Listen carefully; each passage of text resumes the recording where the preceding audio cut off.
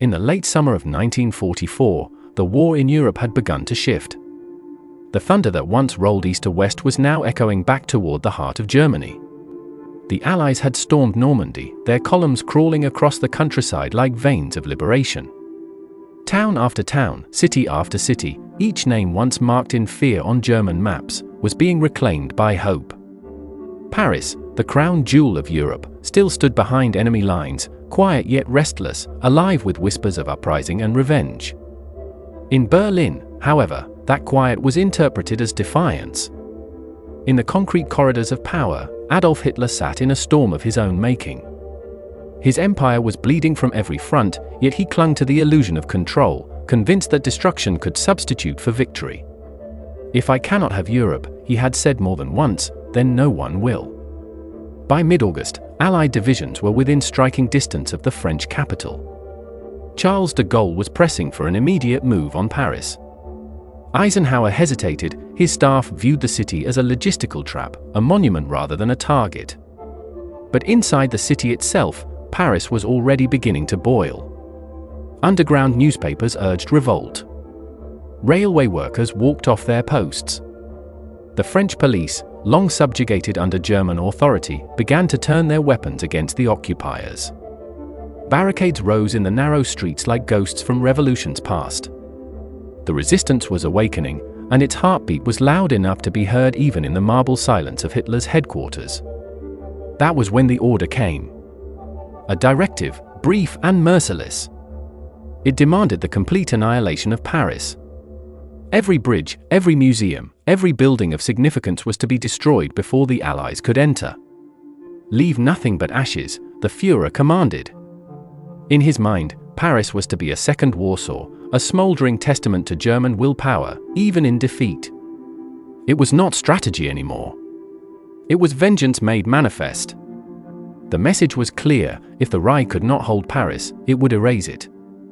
Into this madness stepped General Dietrich von Choltitz. A man of contradictions, a soldier of the old Prussian school, steeped in loyalty and duty, yet weary from years of slaughter. He had fought on the Eastern Front, seen entire cities erased from existence. He had carried out orders without hesitation, and those orders had left scars he could no longer ignore. When he was assigned as the new military governor of Paris, he arrived with the full weight of expectation on his shoulders. The city was to be held, and if necessary, destroyed. But as his train rolled into the Gare du Nord, the general looked out upon the city's skyline, the Eiffel Tower piercing the horizon, the Seine glimmering beneath the morning light, and something inside him faltered. He saw not an enemy capital, but civilization itself, fragile and irreplaceable. The German command in Paris was a complex machine of occupation. Beneath von Choltitz's authority were engineers, demolition experts, and officers who had spent months preparing for this very scenario. Explosives had been planted beneath the bridges, the Pont Neuf, the Pont Alexandre III, the Pont de l'Alma, all wired to command posts with detonation circuits awaiting a single order. The Louvre was mapped for destruction, the Opera marked, the Arc de Triomphe targeted. Even the Eiffel Tower, that great symbol of human aspiration, had charges fixed to its base. Every measure had been taken to ensure that when the moment came, the City of Light would vanish in a cloud of fire and stone. Von Choltitz inspected these preparations in silence. His staff waited for confirmation. Instead, he asked for time. Time to assess, to coordinate, to ensure everything is ready. Behind those words lay something unspoken, a hesitation his subordinates could sense but not name. He walked through the corridors of the Hotel Muris, his headquarters, studying the city maps pinned to the walls. Each red mark represented a place where beauty would turn to ruin. It was then, perhaps, that the war began to shift within him, not on the battlefield, but in his conscience. For decades, historians would debate what drove his decision. Was it fatigue? Morality? Calculation? Or simply the realization that Hitler's orders had become a death sentence for Europe itself?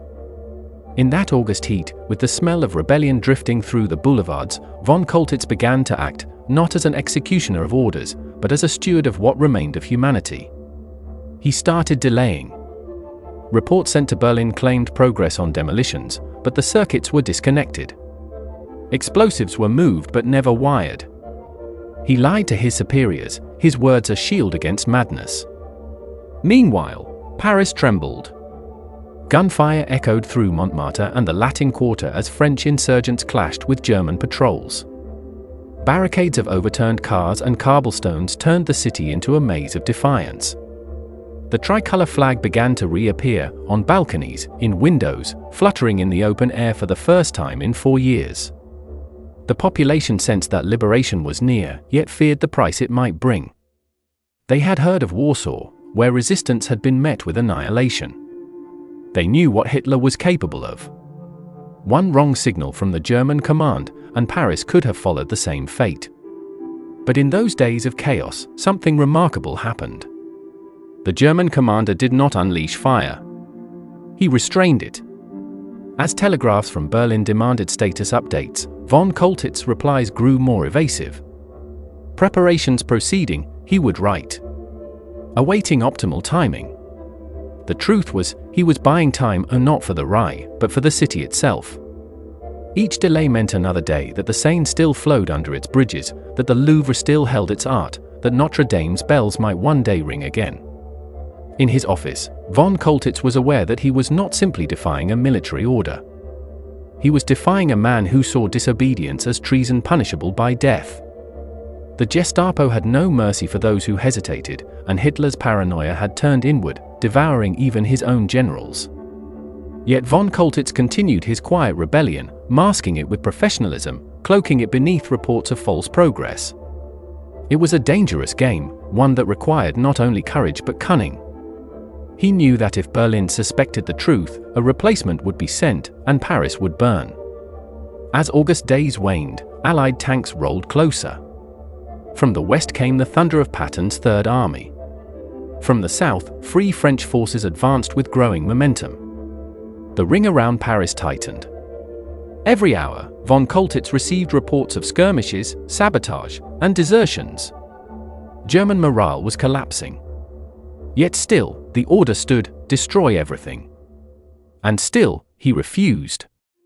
One can imagine the weight of that decision, the isolation of command, the silence between choices. Outside his window, he could see the spires of Notre Dame, the glimmer of the Seine, the heartbeat of a city waiting to live. He could have ended it all with one command. But instead, he chose hesitation as resistance. Every lie he told Berlin became an act of preservation. Every minute he delayed became another heartbeat for Paris. And though he could not have known it then, that hesitation would echo across history as one of the quietest, yet most powerful acts of defiance in the Second World War. By the time Hitler screamed through the radio line, "Is Paris burning?" the answer had already been written in von Choltitz's silence. Paris was not burning. It was waiting, holding its breath, standing on the edge between oblivion and salvation. And as the thunder of Allied guns grew nearer, and the resistance fighters inside the city raised their weapons for the final push, von Choltitz faced the moment every soldier fears most, the point where duty and conscience collide. The next act would decide not only the fate of a city, but the legacy of a man who stood against the darkest command of his era. By August 20, 1944, the air above Paris hung thick with smoke and tension. The resistance had moved beyond whispers and sabotage. It had become open war. The sound of machine guns echoed through narrow boulevards. Police stations once manned by German troops were now held by French insurgents. The tricolour flag, hastily sewn and raised from rooftops, flapped defiantly in the summer wind. In every arrondissement, men and women, students, workers, priests, and soldiers joined forces to take back their city. The spirit of revolution, dormant for a century, had risen again, not as a cry of politics but as a desperate assertion of life. Paris had chosen to fight, even if it meant dying standing. Inside the Hotel Muris, General Dietrich von Choltitz watched reports pour in like rain on glass. Each dispatch brought news of another district lost, another railway seized, another German patrol vanished. The city beneath him was slipping away, block by block, yet his orders from Berlin had not changed. Destroy everything, the messages said. Reduce it to rubble. He had the power to do it, the detonator codes were ready, the engineers trained, the explosives already placed. But he hesitated, not from indecision, but from resolve. He knew that once the first bridge fell, there would be no stopping the chain of destruction. Paris would become a tomb, and history would remember him as the man who turned light into darkness. He lit a cigarette and stared out across the rooftops. Beyond the Seine, he could see smoke from the fighting around the prefecture of police. The sound of gunfire was constant now, a chaotic symphony echoing off stone. Yet amid the fury, there was something almost sacred in the sight of those flags rising again. He had seen cities burn, Sevastopol, Rotterdam, Warsaw, and in each one, the end had come not just with bombs, but with silence. The silence of culture erased, of humanity reduced to rubble. Paris was different. Its spirit was louder than the cannons. Its defiance was not madness, but memory. The resistance was poorly armed but impossibly determined. They fought with stolen rifles, homemade grenades, and courage borrowed from the ghosts of past revolutions. The barricades they built were more than fortifications, they were declarations. On the cobblestones of Rue de Rivoli and in the shadow of Notre Dame, they turned the city into a living monument of rebellion. Even the bells, silenced by occupation, began to toll again, some to rally fighters, others to mourn the fallen. Von Choltitz received word that resistance fighters had seized the Hôtel de Ville, raising the French flag above it for the first time since 1940. His staff urged immediate counterattack.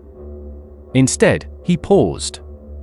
He knew the truth, even if he recaptured it, the city was lost in spirit. No amount of force could reclaim what was already free in the hearts of its people. Yet the danger lay not just in the uprising, but in Berlin's response to it. Each day brought new coded messages, increasingly frantic, from Hitler's headquarters. Report demolition status.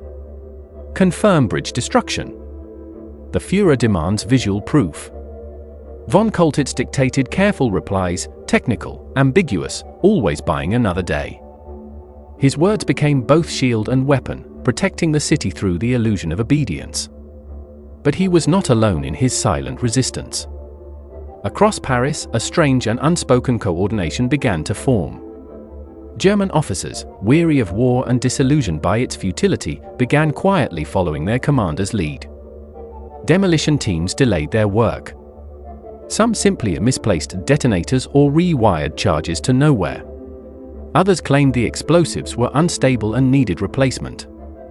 It was a quiet conspiracy of inaction, held together by fear and the faint hope that history might one day understand. Still, the pressure mounted. Radio Berlin transmitted Hitler's voice, furious, trembling, filled with venom. The city must not fall intact. If the enemy takes it, they will have only ashes. Those who had served him for years recognized the tone, desperation disguised as command. The Führer, now isolated in his bunker, sought control through destruction. His empire was collapsing, yet he clung to the fantasy that ruin could still mean victory. And in that fantasy, Paris was the ultimate sacrifice. For von Choltitz, each day became a negotiation with fate. He met secretly with Swedish diplomat Raoul Nordling, a man of rare courage and tact, who pleaded for restraint. Nordling warned that if the Germans destroyed Paris, they would not just lose the war, they would lose their souls. The general listened in silence. There was no dramatic moment of conversion, no single revelation. Just the steady erosion of obedience, worn down by the weight of beauty and the horror of memory. Outside, the resistance fought street to street, sometimes room to room. German snipers held positions in churches and bell towers. French partisans moved through sewers, using the ancient catacombs to outflank their oppressors. Civilians carried ammunition under loaves of bread, turned kitchens into infirmaries, and used newspapers as weapons of truth. Every block was alive with defiance, and yet death walked close beside it. By August 23rd, the Seine ran dark with smoke and ash, but not from firestorms, only from the chaos of liberation inching closer. Von Choltitz's position became untenable. His communications with Berlin grew increasingly dangerous. One misplaced word, one phrase too cautious, could reveal his deception. He began destroying documents, burning orders, falsifying reports, erasing traces of hesitation. At the same time, he ordered his engineers to dismantle key detonators for maintenance. Some understood. Others pretended not to. In a regime built on blind obedience, selective ignorance became its own act of rebellion. The city outside his window was transforming into something ungovernable. The German garrison was fracturing, some units fighting to the last, others surrendering quietly to the resistance. He heard stories of young Wehrmacht soldiers captured by Parisians, spared execution simply because they had chosen not to fire. The lines between enemy and human blurred in the smoke. War had reduced everything to survival, but here, in this city, something else was being reborn. A refusal to let hatred define the end. And as the noise of battle grew louder, von Choltitz faced his own reckoning.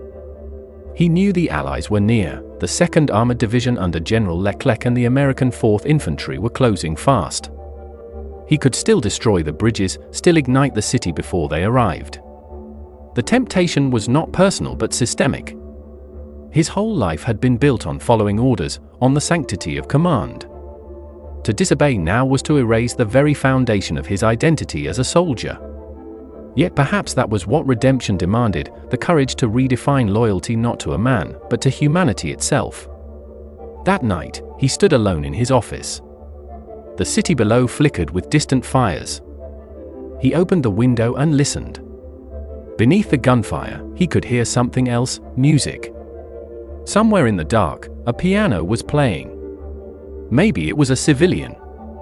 Maybe a soldier. He couldn't tell. But in that fragile melody, carried by the warm August wind, he felt the truth he could no longer deny, that even in war's final hour, life insists on surviving. He crushed out his cigarette, turned from the window, and made his choice. The detonators would remain cold.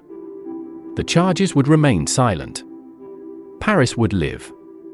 And as he drafted his final message to Berlin, all preparations complete, awaiting further instruction, the Allies crossed the Seine. The walls of tyranny were closing in, but for the first time, he was on the right side of history. By the dawn of August 24, 1944, Paris was a battlefield wrapped in beauty.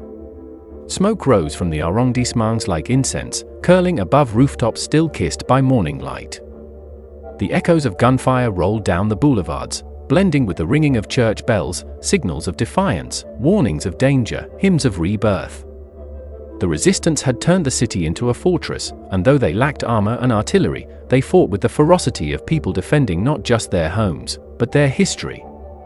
For them, each street was sacred, every stone a fragment of memory. They had waited for years for this dawn, and now, even if it killed them, they would not surrender it. In the south, armored columns of the Free French 2nd Armored Division thundered forward under the command of General Philippe Leclerc. Their tanks bore names that carried meaning: Montmirail, Champaubat, Rumilly, reminders of French victories from another century.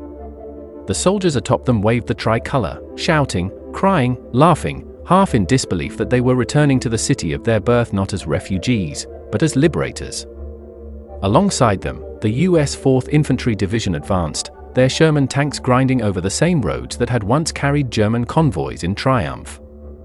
Now those roads were leading the occupiers to their end. The advance was not smooth. Resistance fighters had captured key points, the prefecture, the Hôtel de Ville, and the Gare Montparnasse, but the Germans still held strong positions at the Place de la Concorde, the Palais Bourbon, and near the Seine bridges. Skirmishes erupted everywhere, sharp, close, merciless.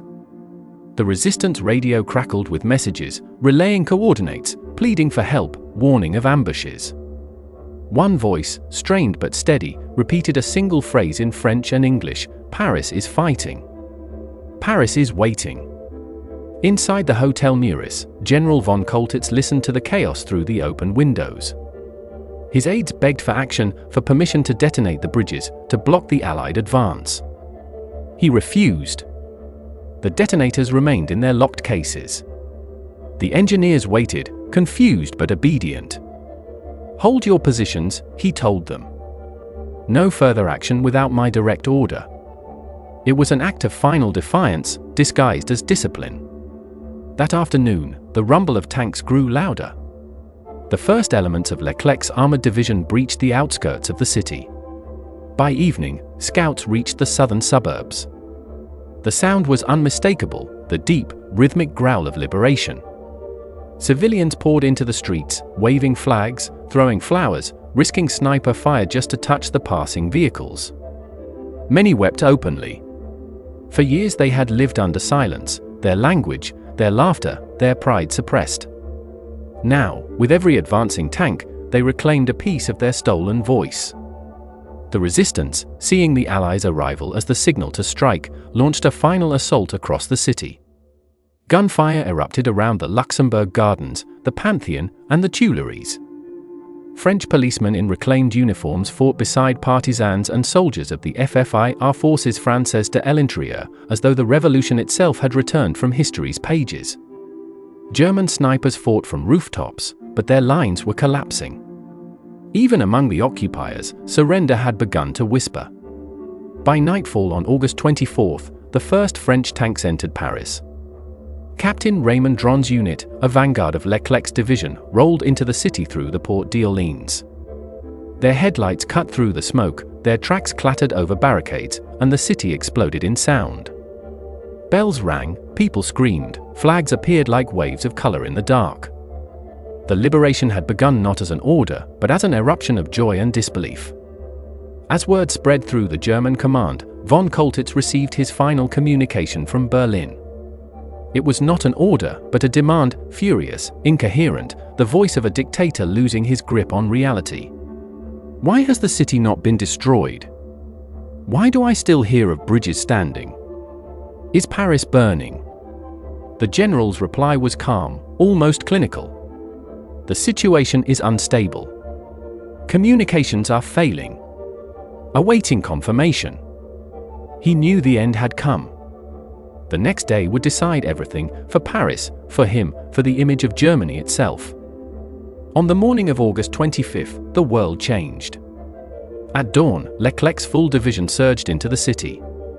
Sherman tanks and half-tracks rumbled down the boulevards, the French flag flying above them. The resistance guided them through the maze of barricades and burning intersections. Civilians swarmed the streets, kissing soldiers, shouting Vive la France, as bullets cracked overhead. From balconies came the strains of La Marseillaise, sung through tears and laughter. The city had found its voice again, and it roared.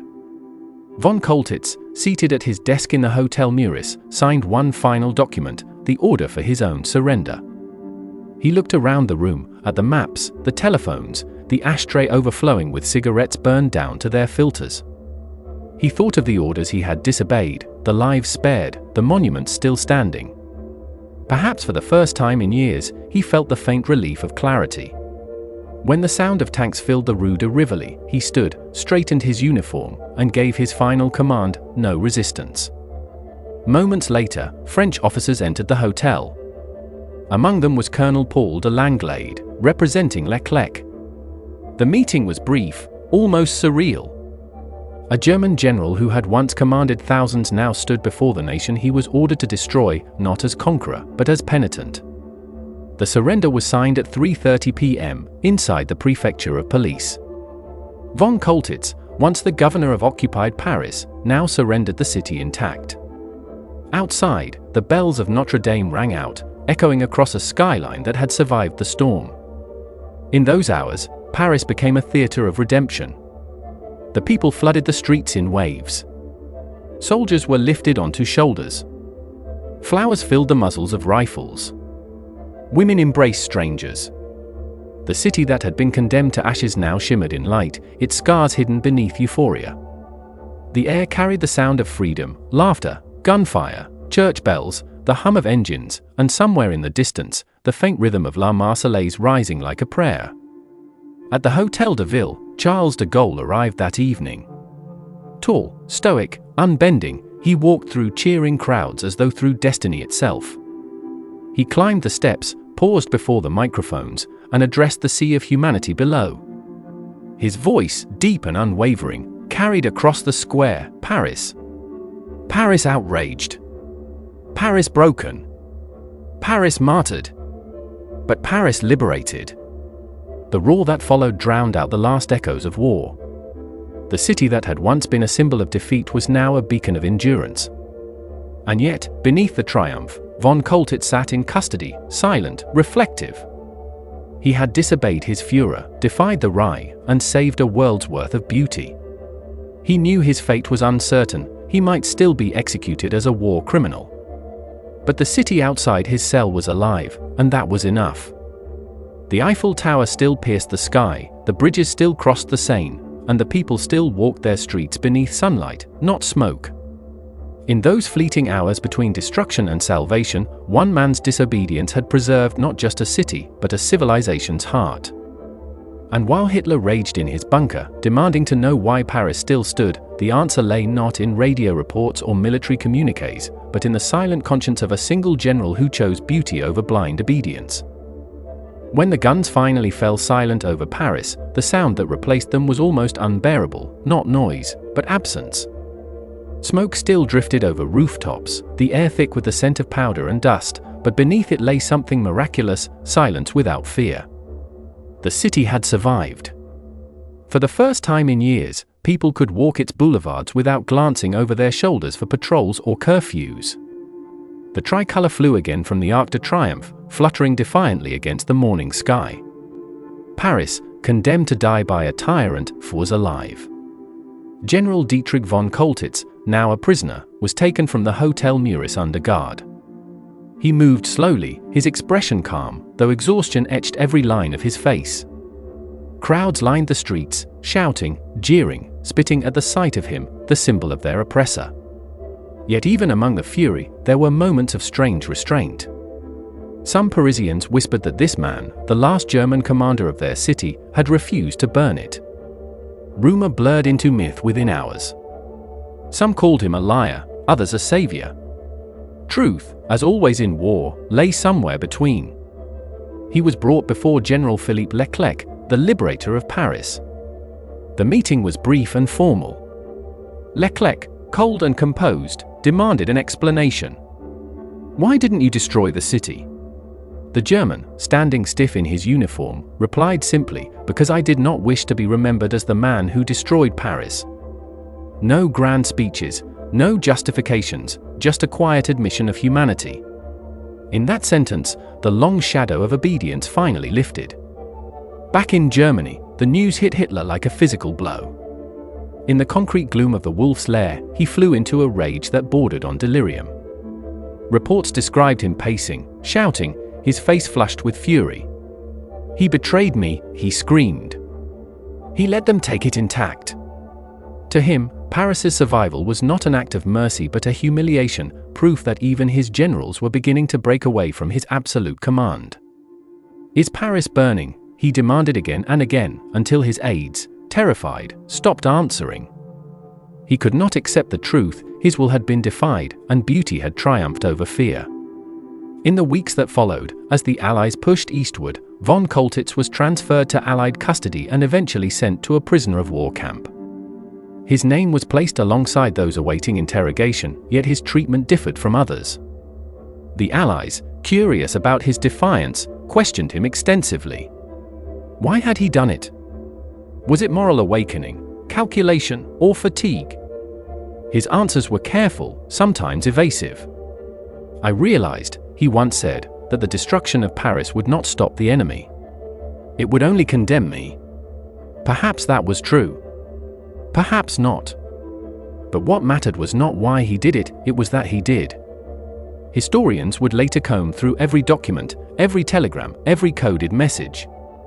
Some accused him of self-preservation, claiming he only spared the city because he knew the war was lost. Others argued that his conscience, long buried under obedience, had finally stirred. There was no single answer, only evidence of one thing: he had chosen not to destroy what he could have. In a war defined by brutality, that choice stood as a rare act of moral rebellion. Meanwhile, the ripples of his defiance spread farther than he could have imagined. In Hitler's circle, paranoia deepened.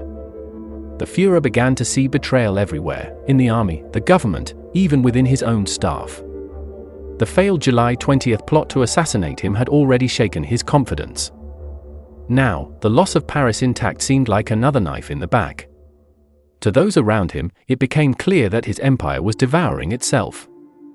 Officers whispered that if one general could disobey and live, perhaps others could too.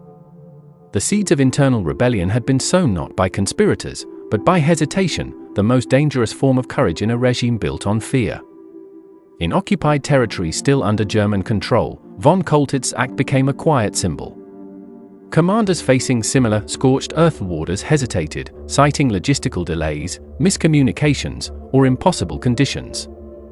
Factories were left standing, bridges left intact, power plants spared.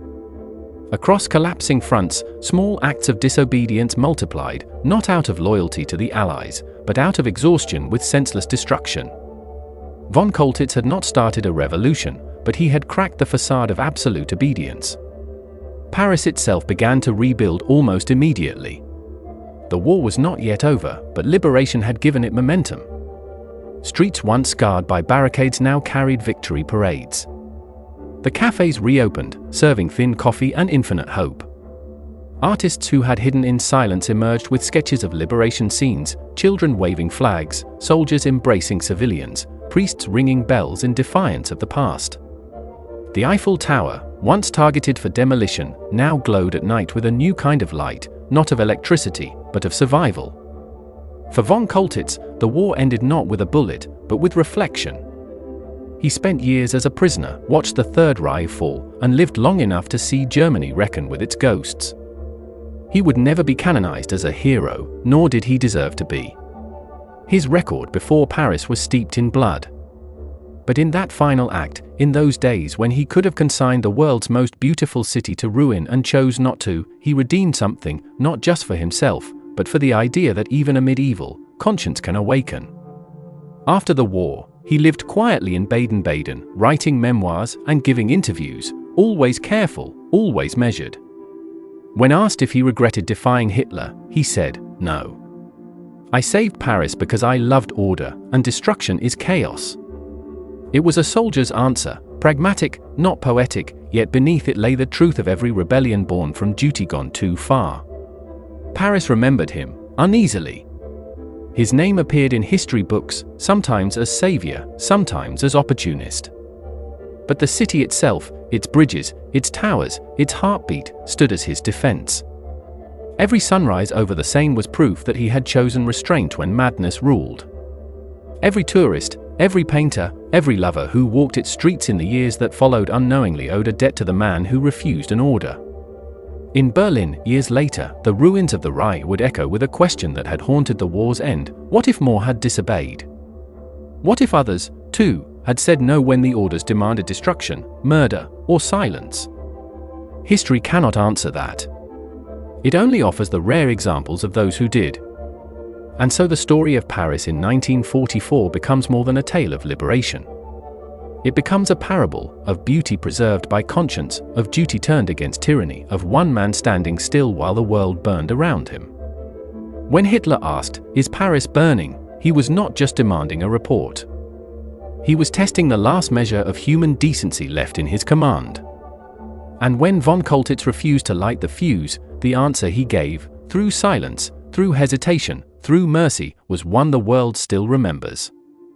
Paris did not burn. It lived. And in doing so, it proved that even in war's darkest hour, light can still defy orders. History rarely moves in great leaps. It shifts, almost imperceptibly, through small acts of defiance, moments when men who were meant to obey instead hesitate.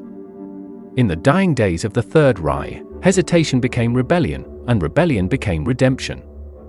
After Paris, the tremor spread.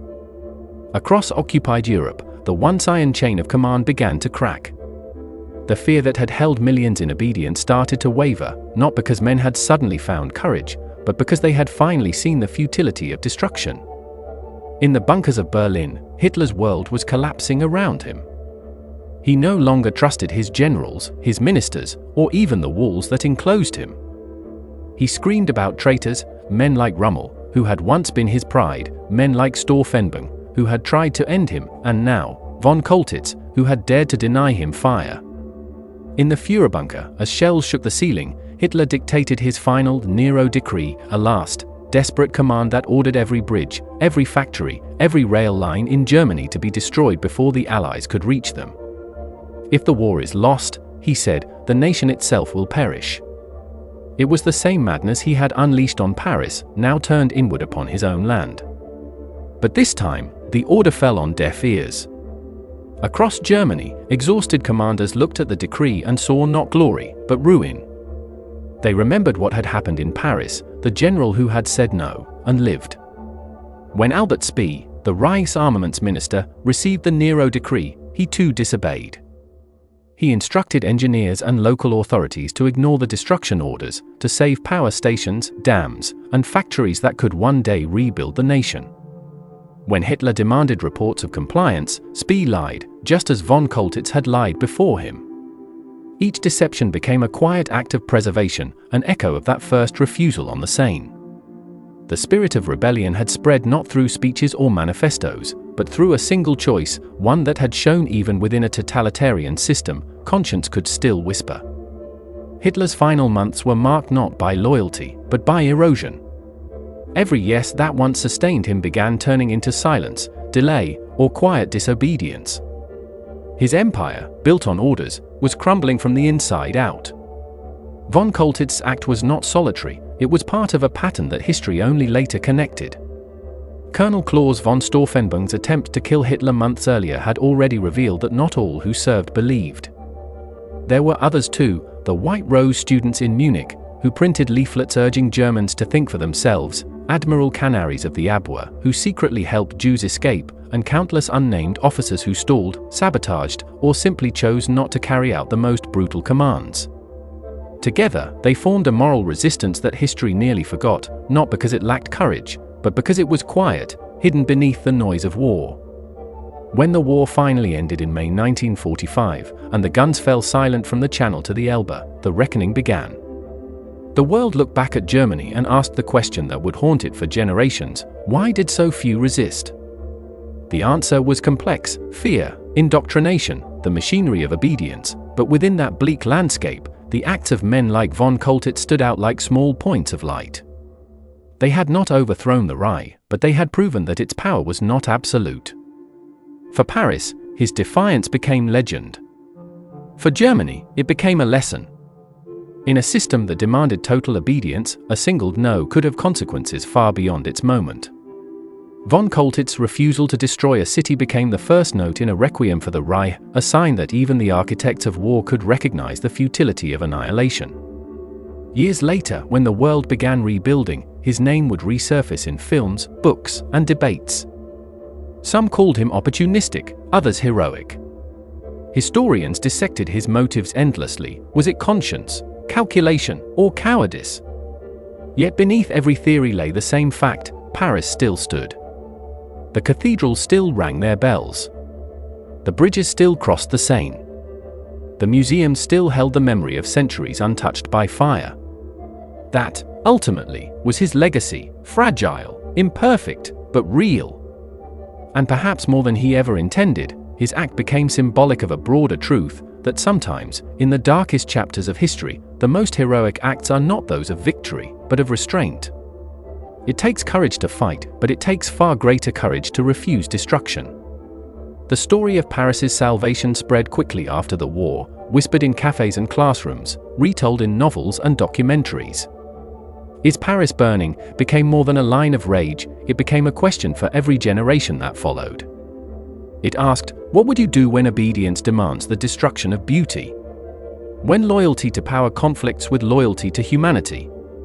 For von Choltitz, the answer had come too late to wash away his past, but just in time to save a world treasure. He had lived as a soldier, enforcing tyranny, but in that final test, he had acted as a man. Perhaps that is why his story endures, not because it redeems him, but because it reminds us redemption is possible, even for those least expected to seek it. In the decades that followed, Paris would host state visits and peace accords, its boulevards once again alive with music, art, and laughter. Tourists would stand before Notre Dame, before the Eiffel Tower, never realizing how close these wonders had come to smoke and ruin. Somewhere, deep in the archives of history, the telegram ordering their destruction still exists, proof of the world's narrow escape. And if one listens closely, amid the hum of the city, there is still the faint echo of that question: is Paris burning? The answer, eternal and defiant, comes not from history books but from the living city itself, no. Because one man hesitated. Because one man disobeyed. Because, even in war, beauty sometimes wins.